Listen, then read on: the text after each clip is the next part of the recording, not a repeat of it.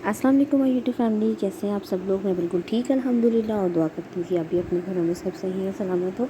आज आपके लिए गर्मियों की सौगात बहुत ही मज़ेदार सी एक रेसिपी लेके आई हूँ, जो गर्मियों में आमतौर पर कुछ समय नहीं आ रहा होता तब अपने दोपहरों को कुछ बनाने को। तो ये बहुत ही मज़ेदार और लाइट वेट सी और बहुत ही सेहत के हवाले से बहुत अच्छी जो रेसिपी लेके आई हूँ, ये है बेसन की रोटी। ये आपकी सेहत के लिए बहुत अच्छी, बेसन जो है वो हमारी सेहत के लिए बहुत अच्छा होता है, बच्चों के लिए बहुत अच्छा होता है।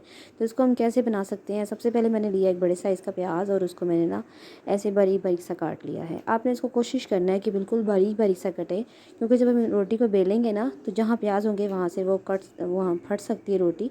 तो आपने इसको बिल्कुल बारीक बारीक सा, पहले मैंने इसके लच्छे बनाए हैं बारीक बारीक से और फिर मैंने इसको और ज़्यादा बारीक छोटा छोटा सा काट दिया है। ठीक है, एक बड़े साइज़ का प्याज आपने यहाँ पर काट लेना है। मैं यहाँ पर तकरीबन 5 रोटियों की रेसिपी आपके साथ शेयर कर रही हूँ कि 5 रोटियाँ 5 पराठे हम कैसे बना सकते हैं। तो ये मैंने एक प्याज काट लिया है। उसके साथ मैं यहाँ पर क्या करूँगी कि इसके साथ ही मैं यहाँ पर मैंने 2-3 सब्ज़ मिर्चें ले ली हैं, उसको मैंने बारीक बारीक सा काट लिया। और ये मैंने यहाँ पर लिया है 2 प्याली बेसन और उसमें जो है 1 प्याली आटे की। आटा इसमें आपने घर का जो गंदम का आटा होता है वो ज़रूर मिक्स करना है, वरना रोटी जो है वो जो आपकी जो है अच्छी नहीं बनेगी और वो टूटेगी बिल्कुल बेसन से। तो आपने बीच में इसमें आटा ज़रूर मिक्स करना है। ठीक है, आटा और बेसन को पहले हम अच्छे तरीके से मिक्स करेंगे। देन हम जो इसके अंदर जो हमने प्याज और सब्ज़ मिर्चें काट के रखी हैं वो भी हम इसके अंदर डालेंगे और बाकी स्पाइसेस भी इसके अंदर हम ऐड कर लेंगे। ये मेरे पास है प्याज और ये सब्ज़ मिर्चें, ये मैं इसके अंदर डाल रही हूँ। सबसे पहले मैंने इसके अंदर ये दोनों चीज़ें डालनी हैं और उसके बाद जो है मैं इसमें डाल रही हूँ यहाँ पर है लाल मिर्चें। ये मैंने तकरीबन 1 टेबलस्पून भर के डाली है, अपने टेस्ट के अकॉर्डिंग डालिएगा। थोड़ी सी मिर्चें इसमें तेज़ अच्छी लगती हैं क्योंकि हमने इसके साथ कोई ज़ाहिर है सालन वगैरह नहीं लेना होता। और ये मैंने नमक डाला है इसके अंदर 1/2 टीस्पून। आप अपने टेस्ट के अकॉर्डिंग नमक भी अपने टेस्ट के अकॉर्डिंग यूज़ कीजिएगा जितना आपको अच्छा लगता है। उसके बाद जनाब मैं इसके अंदर डाल रही हूँ यहाँ पर मेरे पास है खुश्क धनिया। ये 1 टेबलस्पून भर के मैंने इसको ऐसे मतलब इसको हम साबुत है, इसको मैंने ऐसे हाथों में पीस के इसके अंदर डाल दिया। इसका टेस्ट इसके अंदर बहुत अच्छा लगेगा अगर आप ऐसे डालेंगे, तो पिसे हुए की निस्बत इसका टेस्ट इसमें ज़्यादा अच्छा आता है।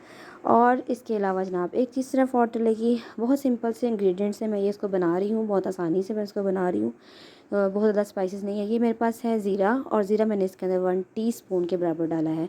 और फिर अब हम इन सब चीज़ों को अच्छे तरीके से पहले मिक्स कर लेंगे, नमक वगैरह मिर्ची वगैरह, ताकि तमाम आटे में वो तमाम चीज़ें मिक्स हो जाएँ, नमक और तमाम पार्टिकल्स अच्छी तरह मिक्स हो जाएँ। अच्छी तरह से हम इसको हाथों से मिक्स करके फिर हम जिस तरह हम आटा गूँथते हैं इस तरह से हम इसको नॉर्मली आटा गूँथ लेंगे। अच्छा, ये मैंने इसके अंदर लहसुन अदरक का पेस्ट थोड़ा सा डाला है, लहसुन डाला है, अदरक नहीं सॉरी, खाली लहसुन डाला है 1 टीस्पून।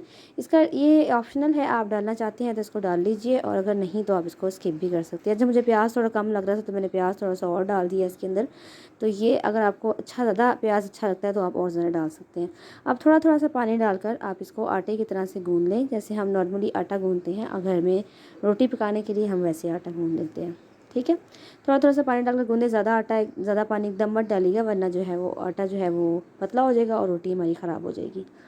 अच्छा, यहाँ जब मैं ये बना रही थी तो मुझे याद आ रहा था कि जब हम छोटे छोटे होते थे ना, तो हमारी अम्मियाँ दोपहर को जो है वो हमें ये इसको कहते थे, हमारी पंजाबी में मिस्सियाँ रोटियाँ बना के देती थी। और हम मैं तो आपको उसको घर में बना रही हूँ कि हम किस तरह से पराठे से इसके बनाते हैं बच्चे, क्योंकि वैसे नहीं खाते हैं। थोड़ा सा मैंने इसमें घी डाल लिया है।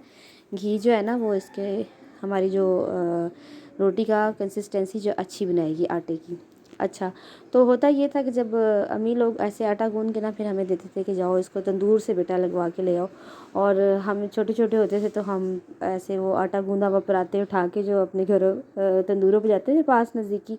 अब तो ऐसा माहौल नहीं कि हम बच्चों को अकेले घर से बाहर भेज दें।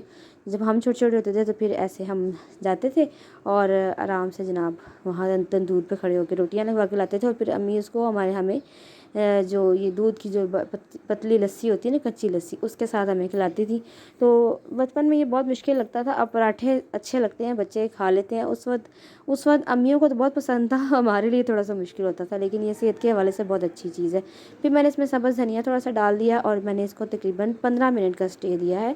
ठीक है, आपने इसको 15 मिनट का स्टे ज़रूर देना है ताकि आटा हमारा अच्छा से ठहर जाए। अब मैं यहाँ पर क्या कर रही हूँ, 15 मिनट के बाद यहाँ पर मैं इसके नॉर्मल पराठे जो पेड़े होते हैं रोटी के, वो पेड़े मैं यहाँ पर कर रही हूँ।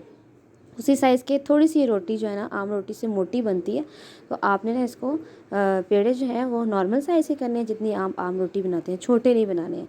लेकिन रोटी जो है इसकी थोड़ी छोटी बनेगी, लेकिन हेल्दी रोटी बनेगी, यानी एक रोटी से अच्छी सा पेट इसका हमारा फुल हो सकता है। ठीक है, ये देखिए यहाँ मैं अब सारे पेड़े करके पहले रख लेती हूँ। ठीक है, और उसके बाद जो है हम इसको रोटी की तरह बेल लेंगे, जिस तरह हम लोग आम बेलते हैं। ये देखिए मैं एक ही साइज़ के, यानी कि जिस साइज़ की मैं रोटी बनाती हूँ उसी साइज़ के जो है मैंने इसके पेड़े ले लिए हैं। गर्मी के दोपहर को जब आप इसको बनाएंगे, रात को नहीं दोपहर को अच्छे लगते हैं, तो ये आपको बहुत मज़ा आएगा इसको। और अगर घर में कुछ नहीं पकाने को है तो आपका ये मसला हल हो जाएगा, जब हम बेसन की रोटियाँ इस तरह से हम बना के खाएँगे, और बच्चे बड़े सब बहुत शौक़ से खाएँगे। ठीक है, अब जनाब मैं इसको यहाँ अपने जो काउंटर पे इसको डस्ट कर लेती हूँ। थोड़ा सा आम आटा मैंने लिया है, बेसन नहीं लिया। और इसको पहले हम हाथों से ऐसे थोड़ा सा बड़ा करेंगे, जैसे हम रोटी को थोड़ा सा थोड़ी एहतियात से करना पड़ेगा ताकि टूटे नहीं, क्योंकि इसमें बेसन डला हुआ है ना, तो ये टूटने का भी ख़तरा होता है।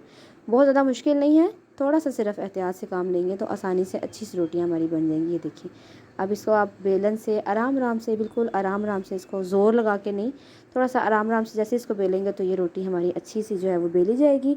हमने इसको जिस साइज़ का बनाना है उतना ही हम इसको यहाँ पर बेल लेंगे। और देखिए शीट उठा के मैंने साइड से ये हमारी रोटी जो है इसी साइज़ की हमने बनानी है, वो हमारी तैयार है। साइड पे जनाब मैं क्या करूँगी कि मैंने जिसमें आपने बनाना है तवे पे या किसी चीज़ पे भी, उसको आप गर्म करने के लिए पहले से रख दें, क्योंकि अच्छे गर्म तवे पे हम इसको डालेंगे। तो मैं इसको फ्राई पैन में बना रही हूँ, तवे पे नहीं बना रही। उसको मैंने हल्का सा पहले ग्रीस किया है थोड़ा सा, ताकि रोटी हमारी नीचे चिपके नहीं। तो फ्राई पैन मेरा गर्म है, तो मैंने इसका बहुत ज़्यादा मेल्ट होने का वेट नहीं किया, सिर्फ मैंने उसको स्प्रेड कर दिया पूरे फ्राई पैन के अंदर। और फिर हम इस तरह रोटी बड़े आराम से उठाएंगे हाथ से, एहतियात से, और इसको आप इस तरह से डाल दीजिए तवे पे। अच्छा, अब आपने ये करना है, थोड़ा सा ख्याल ही रखना है कि आपने इसको मीडियम फ्लेम पे बनाना है, आपने इसको हाई फ्लेम पे नहीं बनाना। जैसे हम रोटी की जो फ्लेम है थोड़ा हाई रखते हैं, तो हमने हाई फ्लेम पे नहीं बनाना है, क्योंकि इसको जो है ना वो अंदर तक पकना होता है, क्योंकि थोड़ी सी मोटी होती है। तो इसको थोड़ा सा आप टाइम देंगे, और उसके बाद जो है वो एक साइड से हम पहले घी लगा लेंगे। इसको आराम से आप इस तरह से किसी भी स्पैचुलर से, किसी भी चीज़ से आप इसको यूँ उठाएँ, एक साइड से उसको यूँ ऐसे के पलट दें। ये देखिए बिल्कुल नहीं टूटी, कुछ भी नहीं हुआ, बहुत आसानी से ये बड़ी प्यारी सी पराठे हमारे बनके तैयार हो रहे हैं। और पहले हम इसको एक साइड से, जब आपको कलर नज़र आ जाए तो घी लगा के मैं दूसरी साइड पे पलट दिया, और इस तरफ से भी हम अच्छा सा पका लेंगे। मीडियम फ्लेम पे बना रहे हैं, लो टू मीडियम फ्लेम पे बना रहे हैं, तो थोड़ा सा टाइम इसको लगेगा। तो ये देखिए इस पर अच्छा सा कलर आना शुरू हो गया। ये देखिए साइड्स पे इसके कलर आ रहा है हल्का हल्का सा, और ये इस तरह से हम इसको दोनों साइड से कलर दे के, ये देखिए इस तरह से, और फिर इधर से पलटाएंगे, और ये हमारा अच्छा सा पराठा जो है तैयार हो जाएगा।